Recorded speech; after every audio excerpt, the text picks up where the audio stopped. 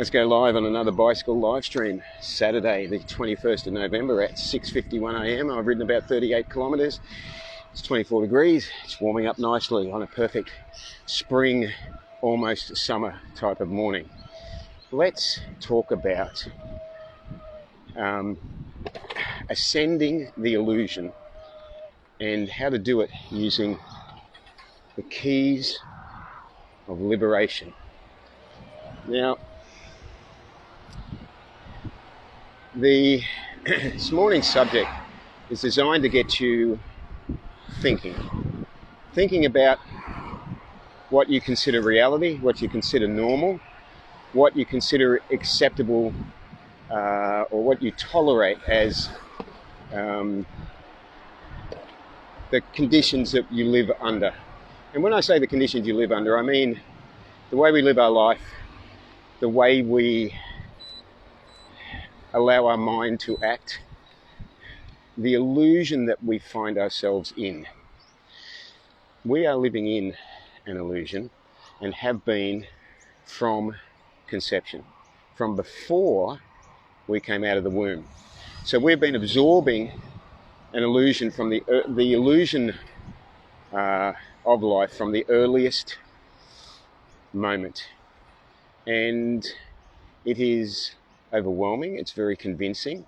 It has everyone that's come before us believing it, and very, very few actually liberate from it. You know, I might even say very, very few probably even get past this set of traffic lights by the looks of it, with the arrow stuck on. But so it's a thing that we are all in the same boat together. We're all in this same illusion, and we need to be aware that when we have had enough of the illusion, good morning, Matt, thank you for watching. When we've had enough of the illusion, when we've had enough of the pain that's connected with the illusion, we need to be aware that liberating ourselves from the illusion may not be a very easy task at all, because everyone around us thinks that the illusion is normal. It's the Matrix scenario. So I wanted to mention a few of the keys to liberation from this illusion. Some of the keys that will help you to ascend this illusion. Because what is the point of life is what we've got to go back to. Well, the point of life is not to be stuck in the mud of illusion, because it's basically like being stuck in mud. The point of life, the meaning of life, is love. It's one word, and that is the meaning of life. It's love. It's that simple. And the challenge becomes where to look for it, how to find it, what keys, what tools we can use, what tools of success we can use to find it. And this is to give you some little tips along the way. So one of the biggest things to help you, one of the biggest keys, is remembering the three letters FBI. I've spoken about this before, but this is crucial because this is the foundation of self-development, true self-development, of true self-liberation, of true spiritual awareness. Is always coming back to that foundation of FBI, false body identification. Anytime you move away from that foundation, anytime for just the briefest moment, you start to go back into the illusion, back into the lie, back into believing that you are the body, then anything you do as an extension of that is a complete waste of time, or as I like to say, is a waste of spirit. It will not liberate you. It will not help you to ascend the illusion. Any action you take, and this is very, very important, connected with the belief that you are the body, is doomed to failure and is the reason why you are caught in illusion in the first place. It's that simple. So This is the foundation that you must come back to every moment of every day, that you must remind yourself of. In fact, it's a really good strategy, and something that I've done in the past, to actually have some of these things printed out large and stuck on your wall. I have a small like stand that says Aham Brahmasmi. I am spirit, I'm not matter. And it's a reminder of who you are. You are not this body. You're traveling in this body. It's a vehicle you're traveling in, and because of your previous lives, your previous karmic accruance, you are given a certain sort of body. But it is temporary, and it is not you. But when you self-identify with the body, everything that comes from that is a mistake. Everything that comes from that is a problem. Everything that comes from that is an illusion. So this is number one in the keys that, or the tools that you need in order to ascend the illusion.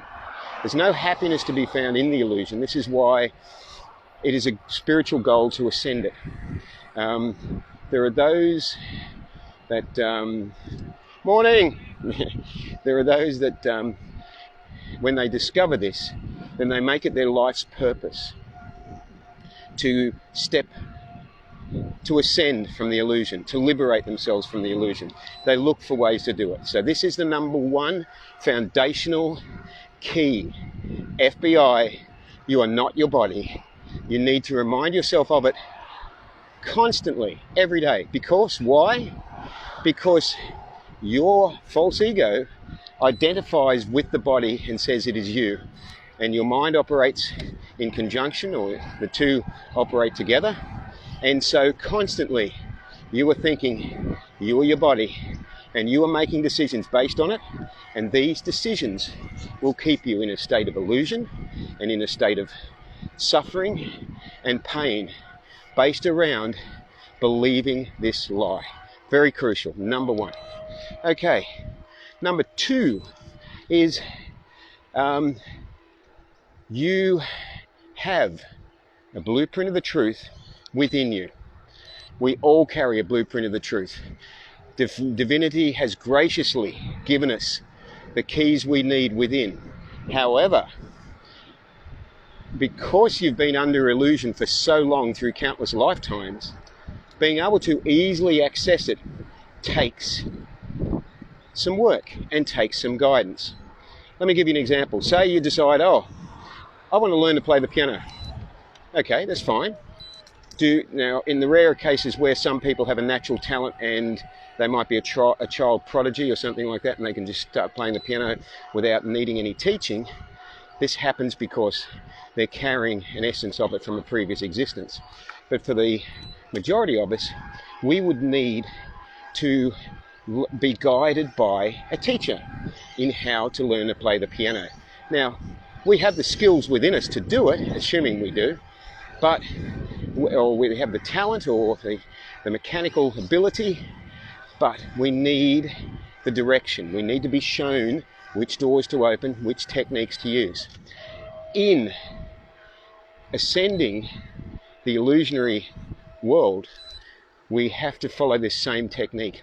We need a teacher, somebody that's gone before, somebody that is very disciplined in a spiritual sense and can guide you and protect you, love you, and show you the door and help you to open it. This teacher does not pretend to be the light. This teacher shows you the light. So yes, we need a teacher. If we think we can do it on our own, in the rare case that may be possible, but we are up against insurmountable odds.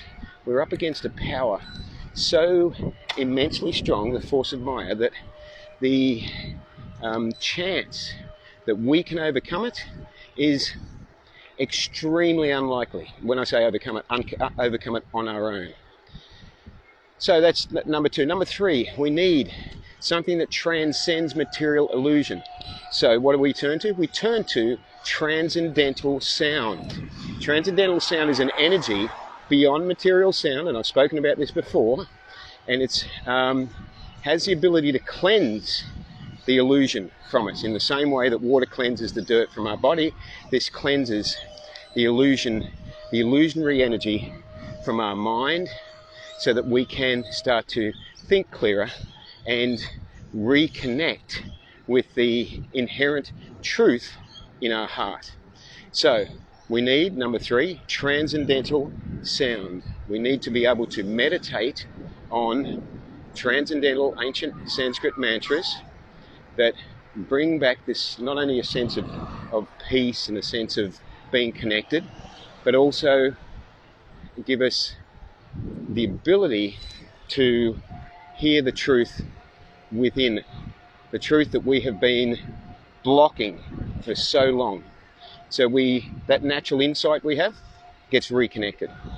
Now, in a practical material sense, there are many other things that we need to do, and I actually wrote about, in relation to myself, I actually wrote about a meme I did last week where I said, that being abstinent from sex life and drugs and stimulants, and being vegan, and a few other things that I mentioned there. But basically, we need to remove all animal products from the energy, the vibration of animal products from us, because we cannot think clearly with animal products in our system. It's just not possible. It's an energetic mismatch. It's a way lower vibrational rate from an animal than the spiritual knowledge that we are seeking. And so we need to be vegan, of course. We need to also have no intoxicants. And not only is that, no alcohol, no drugs, it's also things like no coffee, no stimulants. And there are people who mistakenly, they get caught in another form of the illusion where they think, oh yeah, I can open up spiritually by taking magic mushrooms, or some other, so let me just get across here, some other shortcut. There are no shortcuts. It's just not possible to take a stimulant to produce the connection that you want. What it does is it ties you back into the illusion again. So you'd end up caught. You're not liberated, you're actually caught. So it's a very, very big mistake to make for those people that think that they can use hallucinogenic drugs in order to make a spiritual connection. I'm sorry, it just doesn't work that way. I don't make the rules, that's just a fact. And you are deluded into thinking that you've found a higher spiritual connection. You haven't. You've found a pseudo resemblance of it, but it's not the real thing, and in time you will see the truth of that. So meditation, I've talked about meditating on transcendental energy, and other things that come in that bring in insight and bring in a sense of peace, and they come in automatically when we're connecting to source, are things like gratitude for the good and the bad things. Gratitude, Matt says, great words of wisdom, bro. Thanks, Matt.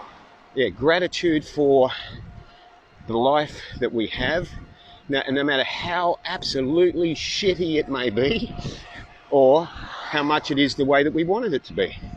And humility as well connects in with that as well. So I'll start winding up now, because I usually run out of reception around about here, by saying that it takes discipline and commitment to pull yourself away from the madness, from the matrix, and to find where the real happiness is, where the real peace is, where the real feeling of love is, not this illusion that we've all been falling for, that is all around us 24/7, that we think is reality. So I hope that's given you something to think about. Live vegan, save lives. Have a great day. Ahimsa.